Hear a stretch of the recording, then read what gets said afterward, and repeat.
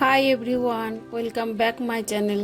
আজকে সুন্দর একটা মনোরম দৃশ্য তাই তোমাদের কাছে তুলে ধরলাম। এত সুন্দর ঝলমলে রোদ উঠেছিল আর বাইরে সকালটা এতটাই সুন্দর ছিল, এই প্রকৃতির মনোমুগ্ধ পরিবেশ দেখে মনটা যেন একদম হারিয়ে গেছিল।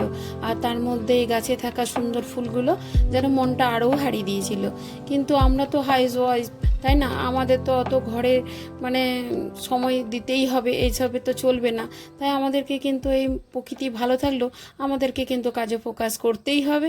তাই চলে এলাম কাজে। समझ रहे हो समझ रहे हो आप समझ रहे हो।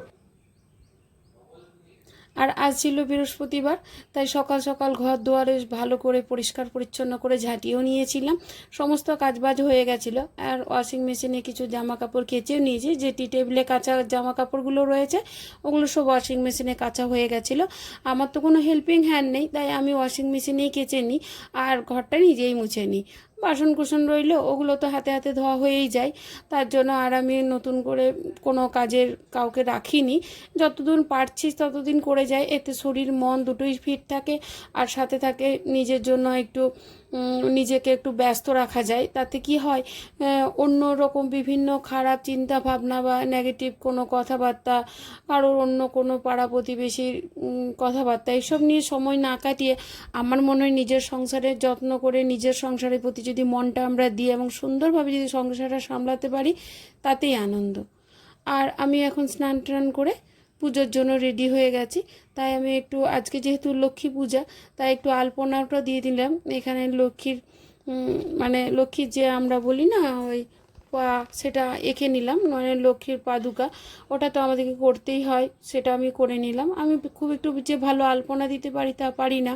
আমার মা খুব ভালো আলপনা দেয় এবং আমার মা যখন আলপনা দেয় না পুরো ঘর ভরে আলপনা দিতে পারে। কিন্তু আমার আবার এই ড্রয়িং সেন্সটা একদমই কম, ড্রয়িংয়ের ব্যাপারে আমার কোনো আইডিয়াও নেই। আমি খুব একটু ভালো পারি না, যেটুকু পারি সেটুকু দিয়ে আমি ঠাকুরের পুজো করি। আর এই জন্মাষ্টমীর দিনে যে ফুলের মালাগুলো রাখানো হয়েছিল সেগুলোই এখন রয়ে গেছে, আমি আর নতুন করে কিছু লাগাইনি।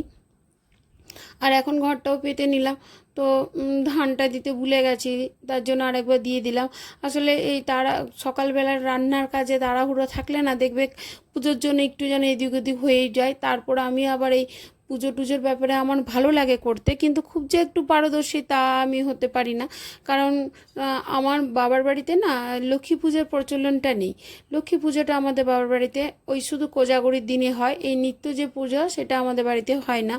আর বিয়ের পরপরই আমার কিছুদিন পরপরই শাশুড়ি মা মারা গেছিলেন। এটা আমার শাশুড়ি মায়েরই লক্ষ্মী নারায়ণ, উনি আমাকে দিয়েছেন, পুজোটার ভার আমাকেই দেওয়া হয়েছিল, তাই আমিই নিয়েছিলাম। আমি যেহেতু পূজা অর্চনা পছন্দ করি বলে আমার শাশুড়ি মা লক্ষ্মী নারায়ণটা আমাকেই দিয়েছিলেন। কিন্তু ওনার কাছে যে ভালো করে নিয়মগুলো শিখে নেবো সেই সুযোগটা আমার হয়নি। তাই আমি ওই লোকমুখে শুনে বা নিজে যেটুকু পারি বা যেটুকু জানি সেটুকু দিয়ে আমি আমার মা লক্ষ্মীর পূজাটা করি। আশা করি ঠাকুর সেটুকুই নিয়ে নেবে, কারণ এতে ঠাকুরকে আমি যেমন দিতে পারবো ঠাকুর তেমনই নেবে। ঠাকুরের এতে কোনো, আমার মনে হয় না যে ঠাকুর কোনো এইসব নিয়ে বিচার করে না, বিচার করি আমরা মানুষেরা, তাই না? আর দেখো আমার লক্ষ্মীর ঘরটা আমি খুব সুন্দর করে এখন সাজিয়ে নিয়েছিলাম। আর এখন ঠাকুরের চরণে ফুলগুলো দিয়ে দিলাম। আমার বাড়িতে ফুল ফোটে কিন্তু খুব সামান্য সংখ্যক, তাই সেই ফুল দিয়ে যে আমি পুজো করবো অতটা হয় না। কারণ এই ফ্ল্যাট বাড়ি ওই জানালার মধ্যে আর কতগুলো ফুল গাছ হবে, তাই না? তো সেই জন্য তোমাদের দাদাভাই কী করে, রোজ ছেলেকে যখন স্কুলে দিতে যায় মার্কেট থেকে ফুল কিছু কিনে নিয়ে আসে। আর আমার ফ্ল্যাটে থাকতো এক কাকু, তো সেই কাকু না রোজ সবাইকে ফুল তুলে সবার ঘরে ঘরে দিয়ে যেত টাটকা ফুল। কিন্তু কাকুর পা ভেঙে গেছে, তাই পা ভেঙে যাওয়ার জন্য কাকু আর সবাইকে অতটা ফুল দিতে পারছে না, কারণ কাকুর তো এখন নিজেই অসুস্থ। তাই আমাদেরকে এখন কিনেই চালাতে হচ্ছে। আর যে যার মতো করে একটু গাছে পেরে নেয়। তোমাদের দাদাভাই আবার ওই গাছে ওই ডাঁড়া দিয়ে বা হাত দিয়ে পাড়া এগুলো পারে না।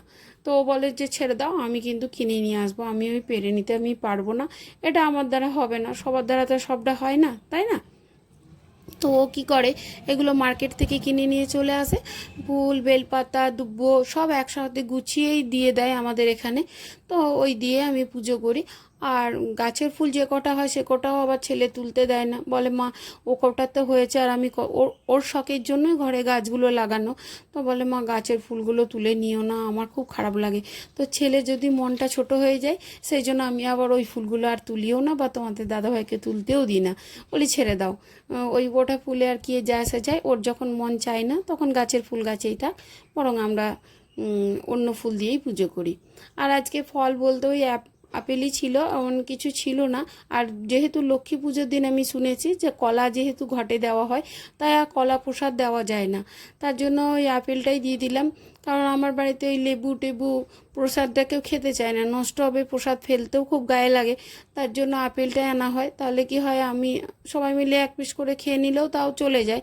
আর অন্যান্য ফল আমার বাড়িতে অতটা খেতে চায় না, মুসম্বির রসটা খায় আমার ছেলে, কিন্তু এইগুলো অতটা খেতে চায় না, তার জন্য আর কিছু আনা করাইনি, আপেল দিয়েই করেছি।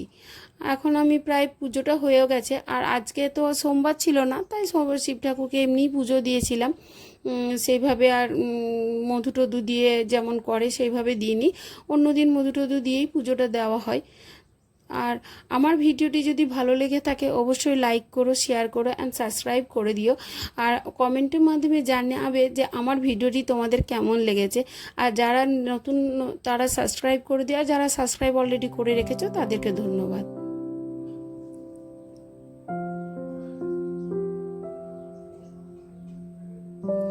এখন পুজো হয়ে যাওয়ার পর আমি আবার রান্নায় চলে এসেছি। রান্নায় হয়েছিল আমার মানে খুব সিম্পল আজকে লাঞ্চ হয়েছিল, কারণ আজ তো বৃহস্পতিবার দিনকে আমি কিন্তু ছোট থেকে নিরামিষ খাই। আর এটা ছিল কফি জল, ওই গাছে দেওয়ার জন্য করে রেখেছিলাম। এই কফি জলটা মানে 1 চামচ কফি যদি 1 বাটি জলের মধ্যে গুলে গাছের মধ্যে দিয়ে দেওয়া হয়, গাছের যে হলুদ পাতাগুলো সেগুলো ভালো করে আবার সবুজ হয়ে যায়, মানে সবুজ নতুন পাতা ওঠে, আর ফুলগুলো খুব সুন্দর ফোটে। তাই মাঝে মাঝে আমি কিন্তু সপ্তাহে 1 বার বা মাসে 2 বার এই কফি জলটা দিই।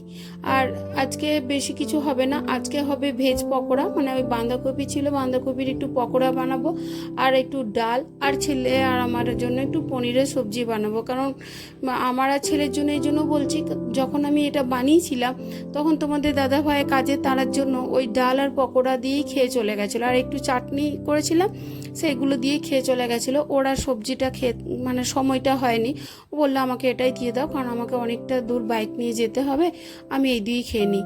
তো আর আমি ওকেও দেরি করিনি, আর ওকে জোরও করিনি, কারণ রাস্তায় বেরোতে হবে, বর্ষার সময়, কাজে তো ঠিক জায়গায় ঠিক টাইমে পৌঁছাতেই হবে, ওই জন্য আর ওকে জোর করলাম না। তারপর আর ছেলে যেহেতু শুধু ওই পকোড়া ডাল দিয়ে ও কিন্তু খেতে পারবে না, তাই ওর জন্য আমি বানিয়েছিলাম একটু ওই পনিরের সবজি বানিয়েছিলাম। এখন আমি পকোড়াতে দিয়ে দিলাম নুন, হলুদ আর একটু কালো জিরে, আর ওই বাঁধাকপিগুলো দিয়ে দিয়েছিলাম, আর একটু চালের গুঁড়োও দিয়েছিলাম। চালের গুঁড়োটা না আমি ওই যখন চালের গুঁড়ো বাজারে কিনতে পাওয়া যায় পিঠে বানানোর সময়, তখনই কিনে তার মধ্যে আমি ওইটা ফ্রিজে রেখে দিয়েছি, মাঝে মাঝে রোদ দিই আর ফ্রিজে রেখে দিই, ভালোই থাকে। এটা আমি জানতাম না, সবাই বললো না আমাদের ভালোই থাকে, মাঝে মাঝে একবার করে রোদ দিয়ে নেবে, তো আমি সেইভাবে রোদ দিয়েই রেখে দিই, কিন্তু খুব ভালোই লাগে। আর এখন একটু ডাল বানিয়ে নিলাম, নিরামিষ এই মুগের ডাল বানিয়েছিলাম। আমার বাড়িতে আবার মুগের ডালটা মানে বেশি পুরু করা যাবে না, যাকে বলে মোটা ঘন ডালটা আমার ছেলে একদম খেতে পারে না, ওর খুব কষ্ট হয় ঘন ডালটা খেতে, তাই ও ঘন ডালটা ওর জন্য আর বানাইনি, পাতলা ডালটাই বানিয়েছিলাম। যেহেতু ও খাবে না তাই আমরা সবাই মিলে পাতলা ডালটাই বানিয়ে নিয়েছিলাম। আর এখানে করেছি ওই যে পনিরের সবজি যেটা বললাম, তাই গাজর, বিনস আর ক্যাপসিকাম আর ওই পনির দিয়ে একটা সবজি বানিয়েছিলাম, তার মধ্যে একটু ওই পনির মশলা দিয়েছিলাম, আর একটু ওই সোয়া সস, এইসব দিয়েই আমি কিন্তু সবজিটা বানিয়ে নিয়েছিলাম, বেশি কিছু আর করিনি। আর আমি এই নিরামিষ খাবারটা ছোট থেকেই বৃহস্পতিবার খাই, তাই আমার কোনো অসুবিধা হয় না, আমরা রোজ প্রত্যেক বৃহস্পতিবারই নিরামিষ খাই। আর এখন রাতের জন্য বানিয়ে নিচ্ছি একটু ওই চানা মশলাটা, যেটা কাবলি চানা যেটা হয় সেটা বানিয়ে নিচ্ছি, একটু পনিরটাকে ভেজে নিচ্ছি, পনির দিয়েই বানাবো যেহেতু নিরামিষ, তার জন্য। আর রাতের দিকেরা করে রাখলে কি হয় দেখবে, অনেকটা সময় নিজের জন্যও পাওয়া যায় আর ফ্যামিলিকেও অনেকটা সময় দেওয়া যায়, তাই না?